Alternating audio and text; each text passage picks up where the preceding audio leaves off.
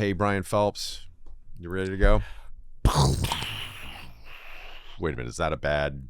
Oh, like we shouldn't be exploding things. Well, no, that was a rocket launch. Oh. Okay, good. Be good humans, be good humans, be good humans, or we will think you suck. Be good humans, be good humans, be good humans, or we will think you suck. Welcome back, good humans. It is an absolute pleasure to have everybody here once again. And hey, if you are watching by chance, do us a favor and go ahead and like and subscribe. I know those are annoying 21st century references that we have to make now, but it actually will help us a great deal. So hit that like and subscribe. Brian. Yes, Trey. This because welcome to the show. Thank you. I've been meaning to ask you this because I know that you and I are both sort of geekish about these kinds of things. Did you happen to see the rocket plume in the heavens out of Vandenberg the other night? It was the SpaceX Falcon 9 rocket. Absolutely. Isn't that cool? It's one of the great things about not living in Cambridge, Illinois, but living out here in Los Angeles. Yes. You get firsthand views of this stuff. It's great. It came out of Vandenberg. Apparently that one was launching like 20 different Starlink satellites to help improve or provide internet connectivity around the world, especially in remote places with unreliable access, all that stuff. But you're right. I mean, it is something that we get. Yeah, sonic booms. When they would land the space shuttle, and you'd like. I was literally in a frame shop one time in Sherman Oaks when one of those came in. Yeah. The windows rattled. Literally, all the windows and all the frames in the place. It was awesome. So super cool. I think it's super cool to guys like us, people like us, men and women.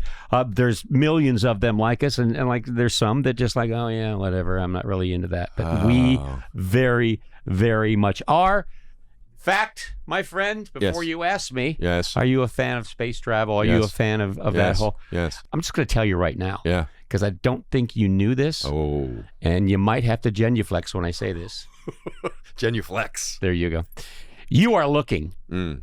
Your partner in crime on this here podcast is a founding member of a 4-H rocketry club called the Cambridge Countdowns. Yes, thank you very much. Thank you. Cambridge Countdowns. That is impressive. Oh, yeah. You launched some Estes rockets, did you? Estes rockets with the double D engines. Oh. And we went for 2 or 3 years, Cambridge Countdowns. Oh, that's so cool. In fact, my father always liked to help out when he could. Yeah. And he was excited about this, too, because he was a big fan of the space program. But he worked at Montgomery Elevator, and the elevators that go up and down. Yeah. And he wanted to make us, he volunteered to make us a launch control pad. Oh, wow. Out of elevator parts. Oh, that's so cool. Now think of the plaque with the little round plastic light up buttons, right? Sure. In an elevator. Yeah. That's what it looked like. Oh, that's exactly what I'm picturing. It had a safety button. Oh. It had a standby. It had a toggle switch. Oh, do you know God. how much I love toggle switches? We need to actually, let's get some toggle switches added to this table. We really should.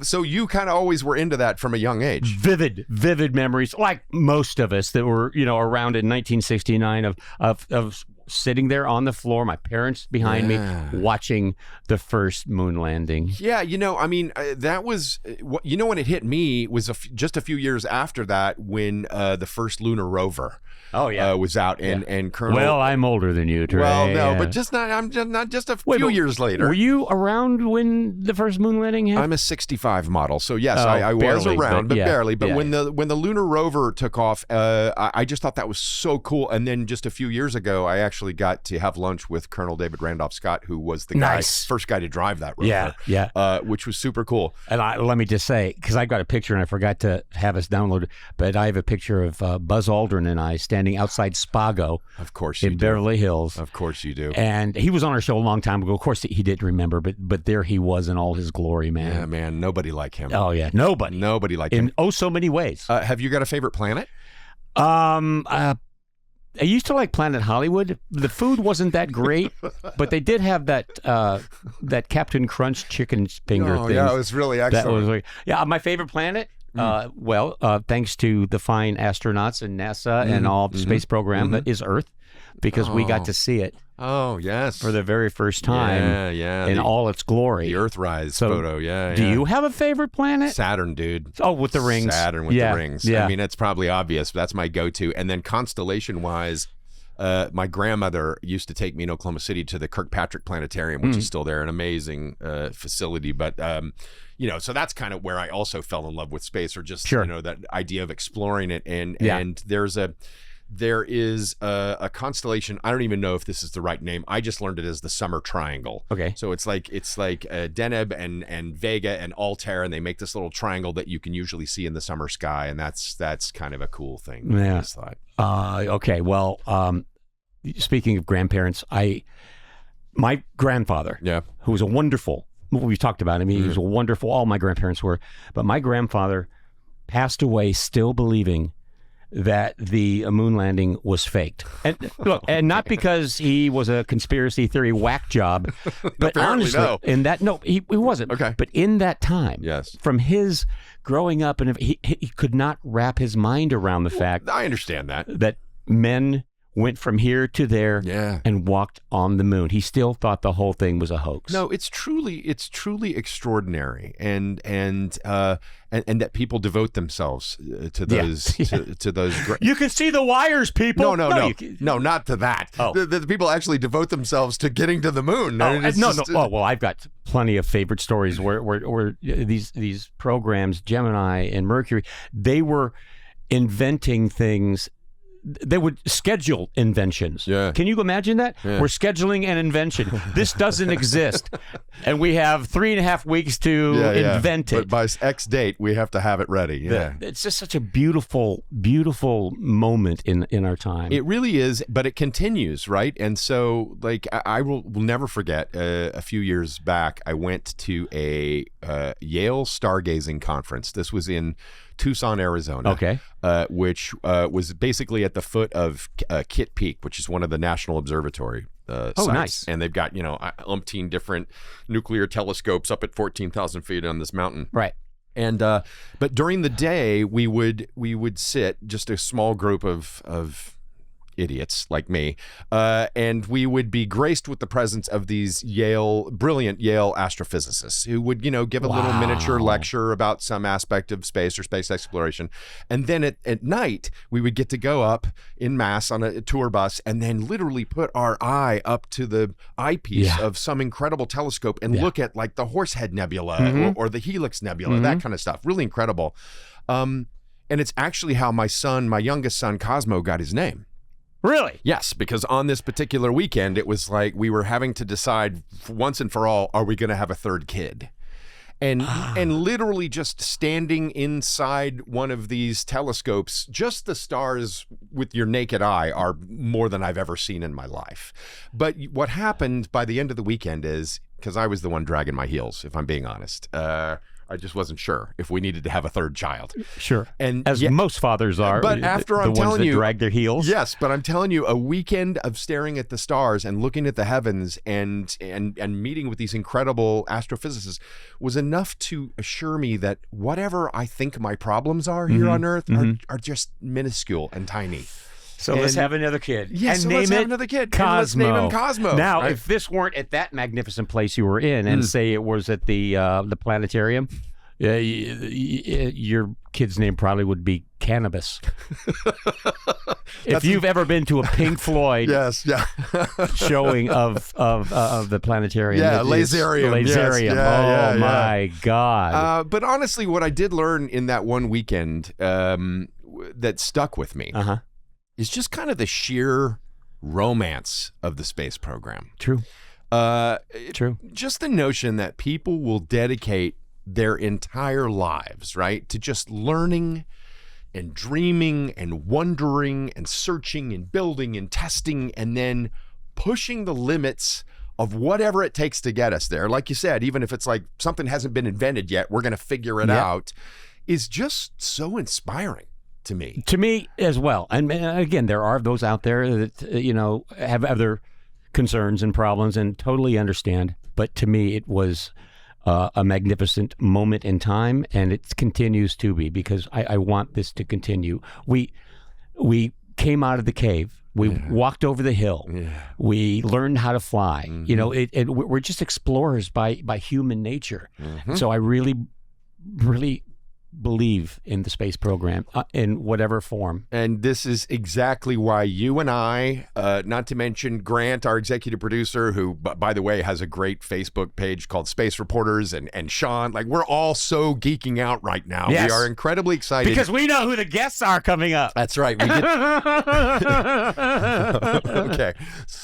Somebody get him a towel. We are incredibly excited to welcome our next guest. So after the break, you're going to meet not just one, my friends, but two incredibly good humans who are both dedicated to taking us where humans have never gone before. So, good hook again. You hook meister. That was brilliant. I can't top that. Not right now. Well done. We will be right back with our guest. You don't want to miss it.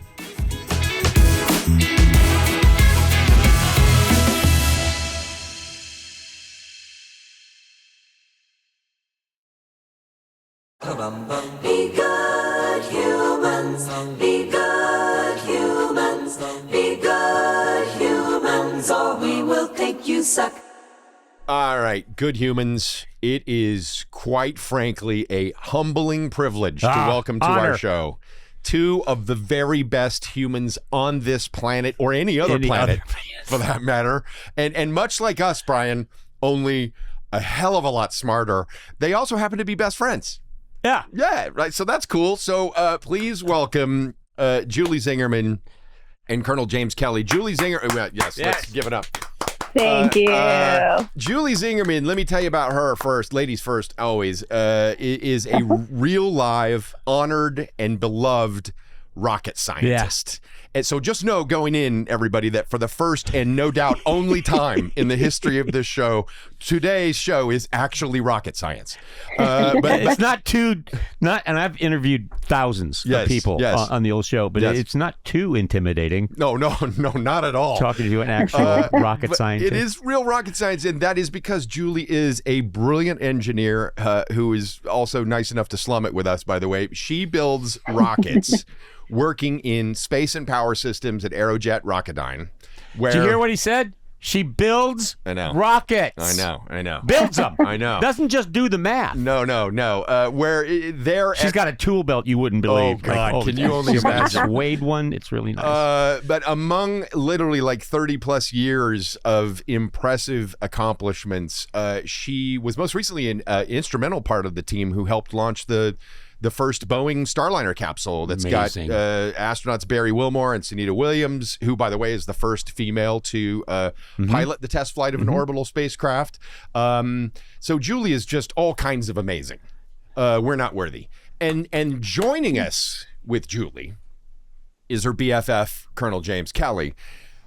Colonel Kelly is a retired Air Force pilot and NASA astronaut who has not only logged almost 4,000 flight hours in more than 35 aircraft.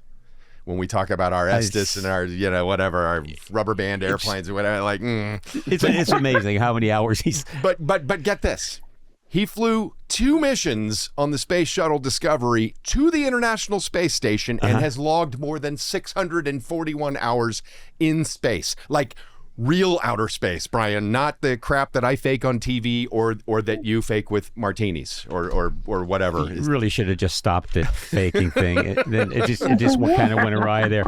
We are so delighted to welcome both of you. Thank you for being here.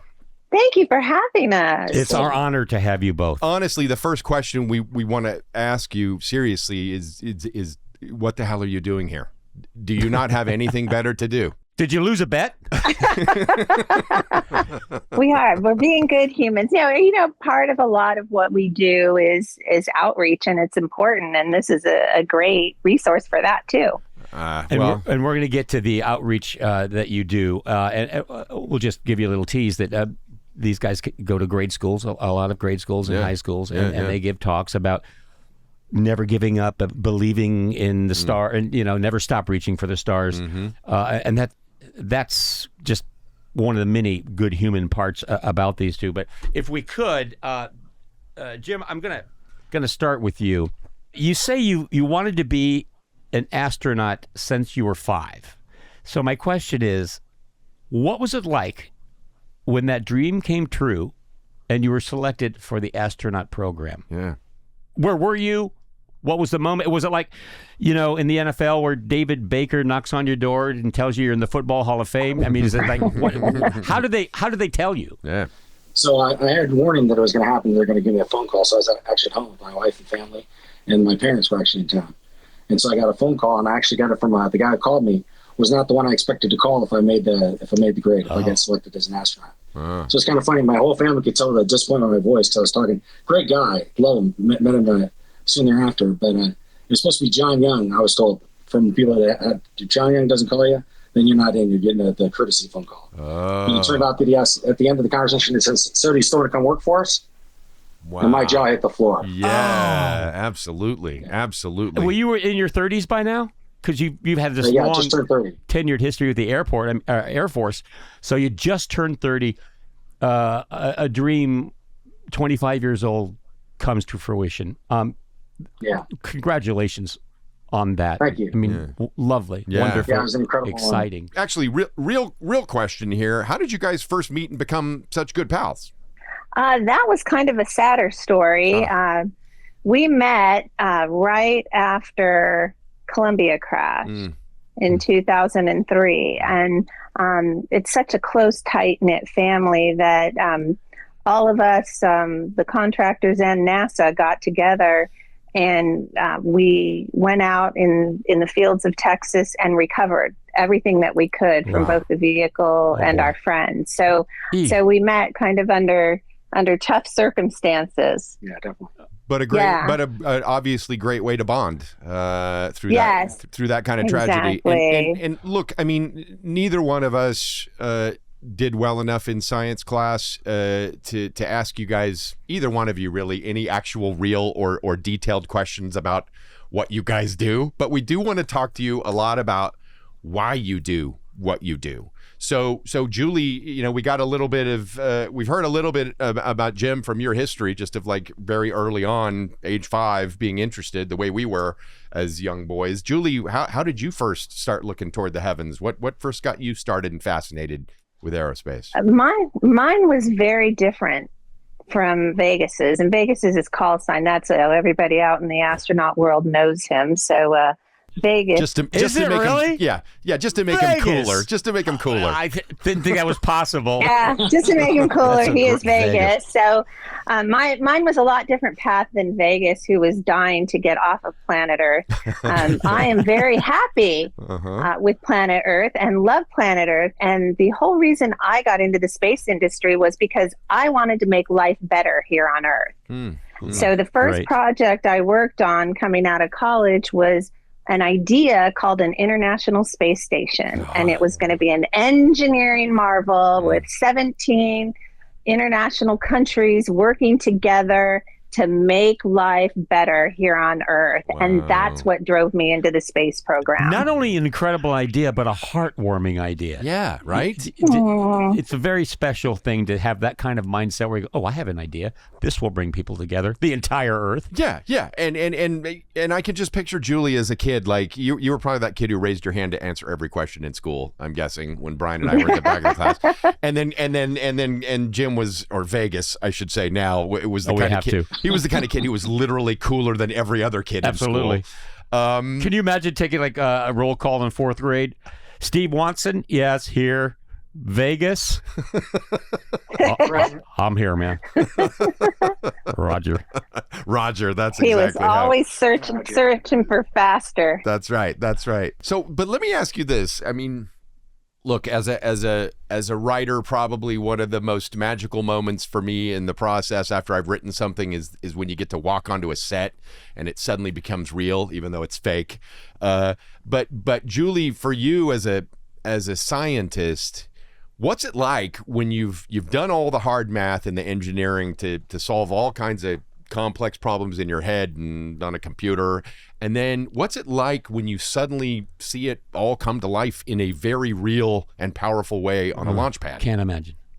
It is truly like having another child, and I talk about it that way with my kids, and they kind of laugh about that. Like, when we had the first Element launch of Space Station, there was so much hard work that went into that program. And many times when it was going to be canceled from Congress, and it was happening and then it wasn't, and then it was happening and then it wasn't. And to have that first piece, that first Element finally launch into space and realize this is really going to happen and this is going to change the world. It was like childbirth for me. It was like I was birthing a third kid. It was amazing. Yeah. I still get goosebumps at every launch. We were out, sure. Yeah, for the Artemis launch where we're going back to the moon, which is establishing us getting ready to go back or go to Mars with humans. And every time, it does not get old. Every time I get goosebumps, I can feel it in my chest. And speaking of feelings, if this isn't too personal, but sure, you're excited. It's like a child. You've worked so hard with other people of the same mindsets and the same desire. But is there also ever a fear on launch day that like, oh God, did we get everything right? Or does that still happen, or are you just? Oh yes. Every single time there is concern and fear, because what you built is super complex and lots of things can go wrong. And the parts of the shuttle and the Artemis rocket that I work on are the engines. And we have been so blessed in that our engines have always performed perfectly on all of these missions. But anytime there's an anomaly, some kind of issue, it's all part of one team. And you always think, is this my part, or is this, one of my colleagues' parts? And every time it's very scary. And like we were talking about earlier, we've lost crews, right? We lost 2 crews, one on Challenger. I wasn't working the program then, but Columbia, I was deep into the program. And Vegas was the first one to take the U.S. back to space after Columbia. That's right. I remember that. We were on the air, by the way. I used to do a syndicated radio show, my then partner and I. And this one? That's the one. Oh, she's holding up a KLOS bumper sticker. Huge fan. But we're on the air now. This is a comedy show, right? A high energy comedy show. But I kind of insisted we bring a television in because the countdown was happening, and live on the show, we just watched Vegas and the crew launch off that launch pad. Take us back. And I'm not kidding you. I'm not trying to fake this. I started crying on the air. Yeah. Because it just kept going, and it's going up, and it's going up, and you're thinking inside, just go, get up there. And I got so emotional on the air. That's lovely. A beautiful moment, and thank you. Well, yeah. I mean, Colonel Kelly, what about you? I mean, even after all the what I want to know is after all of the rigorous training and years of prep you obviously went through before the missions that you were on, are there any aspects of exploring space that were just completely different from what you imagined? Well, you really can't imagine the grandeur of space, looking back at the planet. I was flying on my first shuttle mission. We're discovering there were 2 of us rookies on the upper story, the flight deck, it's called, where all the windows are in the shuttle. And I was a pilot, so I had about 400 switches I had to throw, those toggle switches you like. I had to throw about 400 of those to get the beast ready to be an orbiting vehicle. And I've got my heads down in the cockpit looking at the dials and gauges in front of me. And I briefly glanced up and looked out the windows. We were passing over Italy.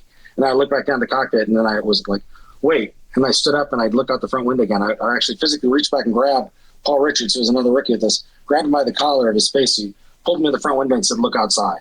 And it's just that moment is just, you can think about as much as you want. You can look at pictures as much as you want, videos. It just does not do it justice. Let me go from there to a question I wanted to ask sometime during this interview of you, Jim. And I'll set it up this way. In 1965, during the Gemini 4 mission, Ed White became the first American astronaut to experience an EVA, or spacewalk. After 20 minutes, just around 20 minutes, he had been ordered to return to the spacecraft, and he didn't want to. And he made that quite clear because he was having such a great time. Finally, he relented, and he starts back to the spacecraft, and he said these words, "I'm coming back in, and it's the saddest moment of my life. Now, Jim, you've done this a few times. You've spacewalked.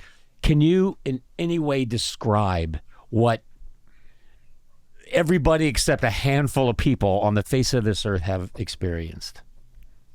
Yeah, it's just incredible being up there in orbit and looking outside you, and to go and do spacewalks. They go out and they have that moment. We actually have a part of the spacewalk at the beginning where it's just time to let them adjust. Mm-hmm. They go out and just give them like 10 minutes where they can just freeze up with the and some you grip it so tight that your hands are killing you. Yeah. Some float away, some just hold on with one hand and just take a look around. You're always tethered, of course. You're always tied to the station by a rope, or the shuttle by a rope. Is it exhausting? It is. Well, imagine your hands just in the gloves alone.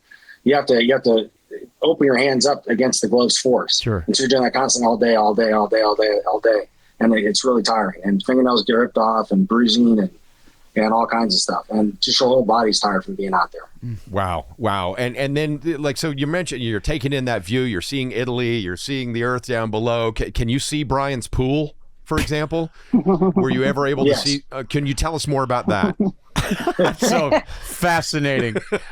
What's with the big rubber inflatable duck, Brian? I don't know, Mr. Vegas. Julie, for us, a good day's work is I don't know what it is. Probably just not farting in the studio. But what's a good day of work like for you at Aerojet Rocketdyne? Right, 30 years of work in there. What's something that you've done that you're particularly proud of, and why? A good day at work is when you send a crew into space and you have no issues at all with what you've been working on for years. A good day, we build the generators for the Mars rovers as well.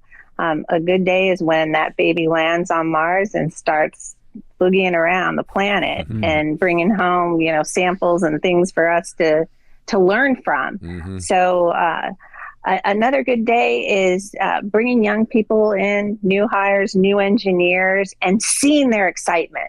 Because sometimes we get lost after years, right? I've been doing this for 35 years, and what we do is so cool, but sometimes you get lost, and don't have that cool factor as much. Yeah. And I love being reminded of that, with the young engineers that are coming on board and really excited and motivated for these next steps that we're taking. I mean, I love that you're energized by that because, frankly, I understand it. Like my son Crockett and I once, as I mentioned, got to have lunch with Colonel David Randolph Scott, who drove the lunar rover. And I remember him, God love him, he's such an amazing person, but he was a little bit blasé when we asked him, what's it like to drive the lunar rover, which is, I'm sure, a question he's had 8 billion times, right? And his answer right off the top was like, it's just like driving a car, except you're driving on the moon, right? And I get that because, like, literally you've had to talk about this and relive this over and over and over again. But and let me interject something, and this kind of goes back to the outreach programs that you two do together, is you're going to get asked the same questions from these grade schoolers and high school students and idiots like us, and it is just 100 times. But you two voluntarily go out to inspire kids to do their very best and whatever they want to do, to again reach for the stars. You can do it. If we can do it, you can do it. And you're so inspiring just in this few minutes that we're spending with us today. That's such a lovely thing to do. Yeah. Thank you for that. Thank you. It's really important. And I think the message we try to give to these kids is go after your dreams, whatever they are. If it's a baseball player, a ballerina, an actor, whatever it is, whatever that dream is, go for it and surround yourself with those people that help you on that path. There you go. And ditch the ones that frankly aren't supporting you, because you know how many people told Vegas he'd never be an astronaut? So many people. And so he stuck with the people who believed in him and ended up getting to go to space a couple of times. I mean, it's follow your dreams. That's the most important thing. And do something that makes you happy. And that's what I try to tell kids, like, make sure you enjoy what you're doing, because you're going to be working for a long time. You want to make sure you have fun and enjoy what you're doing. Yeah. Vegas and I are so blessed, and I think you guys too, in the fields that you are, that we love what we do. We're passionate about it. It's fun to go to work every day and see what we're going to do next. Then talk about giving back. Talk about paying it forward. Oh, yeah, yeah. Although I do think, Julie, you've maybe been more successful than even after all of my attempts at convincing Brian, you really can be a ballerina. What is his You really problem? You can do today? it. You can do it. Yeah. I want to see it. I want to see it. Yeah, I can't fit in the 2-2. I take a 3-3. I like that. Couldn't. I was is just too good. big of a. Yeah. Jim, I have to ask you this because, yes, it's clear to both of us that you returned from space and you are not bored with talking about it and sharing the experience with all kinds of people, different ages, different walks of life. But because I have had the joy of hearing this story before, I wonder if you will share with our listening and viewing audience the story about coming back from space and just trying to use utensils at dinner with your family.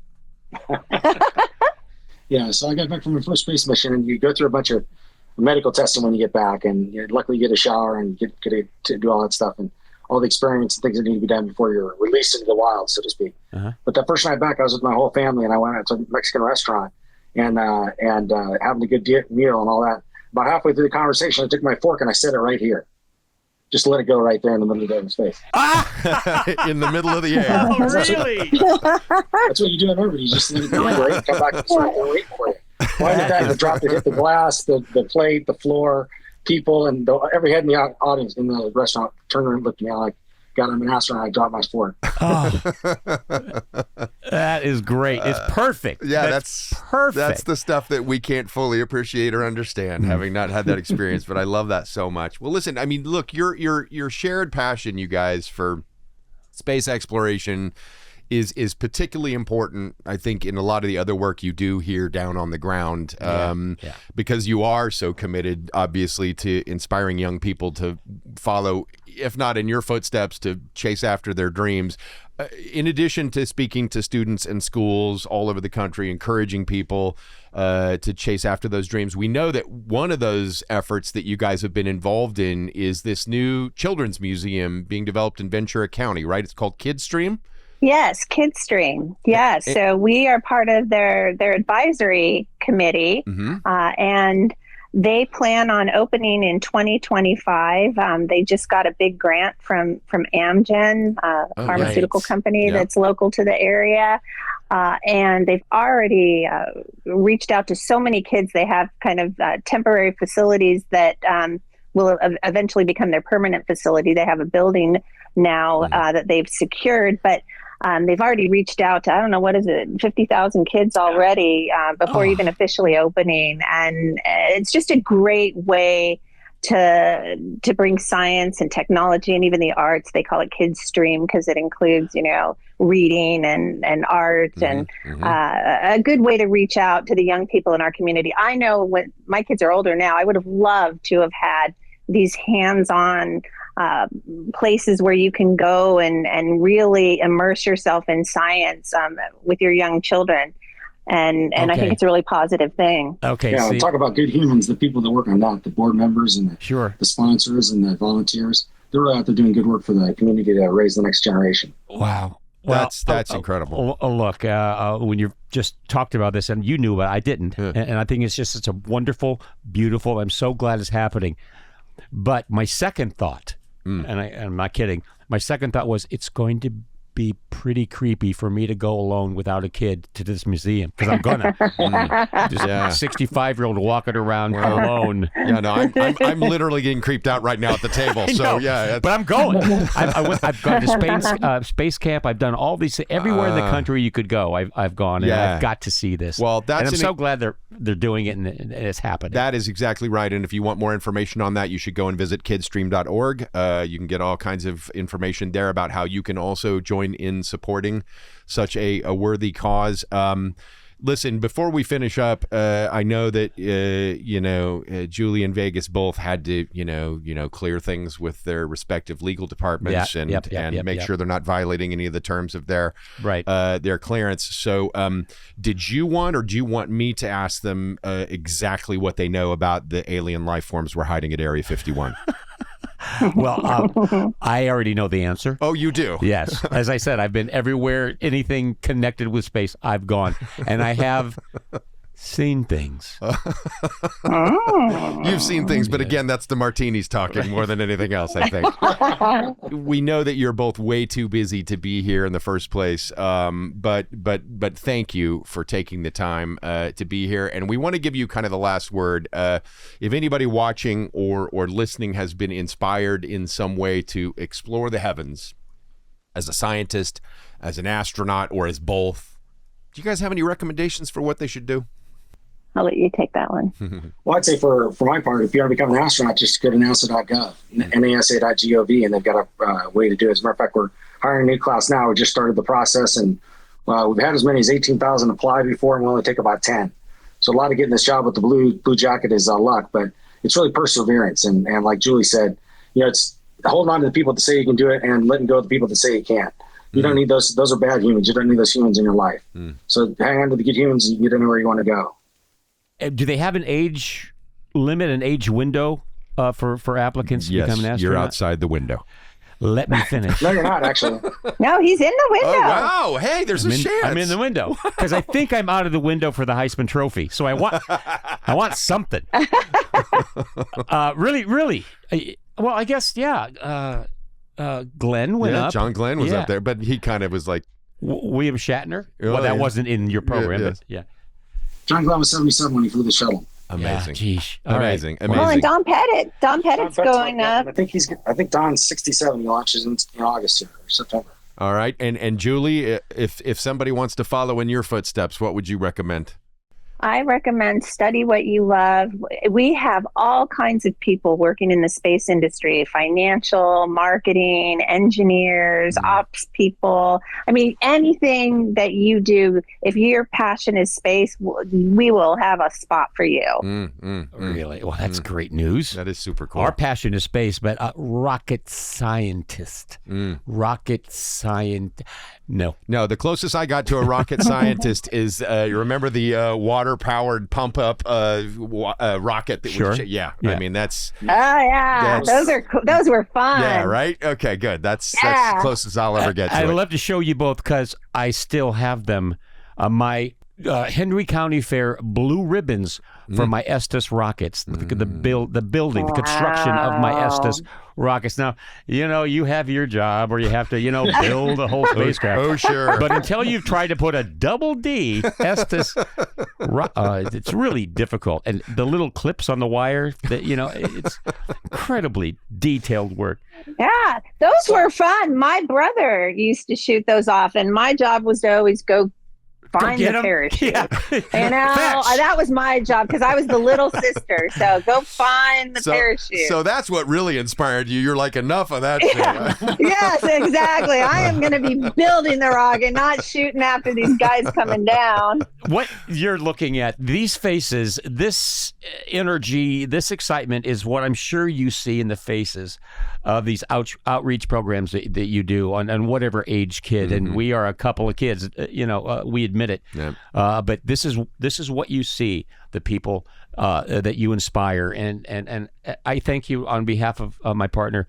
Thank you for doing this, taking the time of your incredibly, I can't even imagine both your schedules, to go, let's go talk to a fourth grade class. Let's go do that and enjoy doing it. Are we the fourth grade class? We're third. We're third. We're third grade. Thank you both for taking the time to speak with us as well. Oh, you are welcome. And it's just so exciting to see the excitement in their faces. Like I said, it kind of energizes us in a way. It's wonderful for them, but it's very, very wonderful for us to see their excitement and their motivation. And now we actually have kids coming back to us that we talk to that are in the industry and working with us. And it's nice to see that what you're doing is making a difference. Well, yeah. That much is clear to us.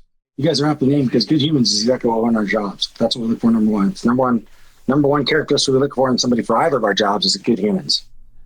Yeah, it's not necessarily their technical skills. It's how they treat other people and get along in those team environments, because everything we do is part of a team. Yeah. Well, we're both good team players. We don't know jack about rocket science, but we're still in, maybe, possibly. Yeah, I actually, this interview... But you're thinking, well, no, we can teach the rocket science part. No, you couldn't. No, I generally Not walk me. away from every episode of the show feeling hopeless, but not this episode. I actually feel like there's a shot. Thank you so much, Yeah. Kent. We use the word, and we're not using it, just throwing it around. We are honored to speak with you both. Yeah, you are inspiringly good humans, and both of you are out of this world. Thank you very much for taking the time to be with us. Thank you for having us, and thank you for all that you're doing and recognizing people that are doing this great stuff across the world. It's really important in today's time. You're always welcome here. If you want to promote anything, if you want to talk about anything, if you want to pick our brains for, rocket design, whatever, just feel free. That's right. You got it. Be good humans, be good humans, be good humans, or we will think you suck.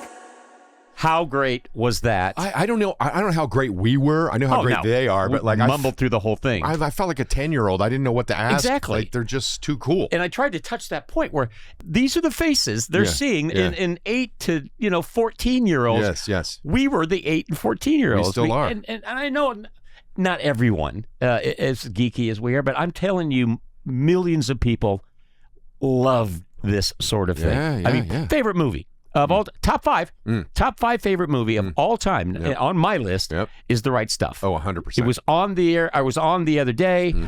Life just sort of like, we're going to take a little break here. And if it's on, I am watching it. And I loved everything. The dedication, the work that these two have gone through. Yeah. But that started this fledgling idea, and the space race with Russia. Everything is just fascinating about it, and these people are my heroes. I love the way she also touched on, because they come at it from such different directions, right? But I love the way she touched on how no matter what you're interested in or what your skill sets are, there's some interesting and creative way that you can apply them to this same joint effort, which is looking beyond where we are and just thinking about where we might go. All right, one more thing. Yeah. And I got to say this, I'm being honest. I think Jim's call sign, Vegas, is even cooler than Maverick. So I think we should have call signs on the show. I think I've got one for me. Okay, how do you want to be known moving forward? Colonel White Chocolate. That's white sweet. Chocolate. Yeah, I like it. Talk to me, White Chocolate. No, don't. Yeah. Okay, what about you? Sputnik. Chrome Dome. Sputnik. Which one? Let's put them together. We got to mesh them. Sput Dome? Sput Chrome. It's starting to get unsavory. Sput Chrome. We'll work on it. It's unsavory. I can't top White Chocolate. Thanks for joining us, you guys. We really do appreciate it. Yeah. And as always, we ask you. Go to our website, begoodhumanspodcast.com, and tell us about the good humans in your lives, people that we need to know about, people we might actually be able to talk to.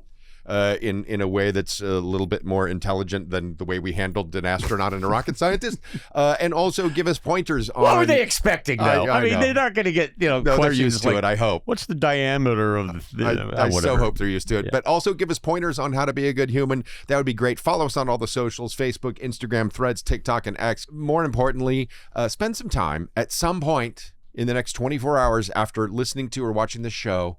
Look up, stare at the heavens, contemplate what's out there and how you might be able to explore all kinds of things. And think of all the good humans that got us up there in the first place. That's exactly right. All right. See you later. See you later, be good humans. Be good humans. Be good humans. Be good humans, or we will think you suck. Be Good Humans is executive produced by Brian Phelps, Trey Calloway, and Grant Anderson, with associate producers Sean Fitzgerald and Clementine Calloway in partnership with Straw Hut Media. Please like, follow, and subscribe, and remember, be good humans.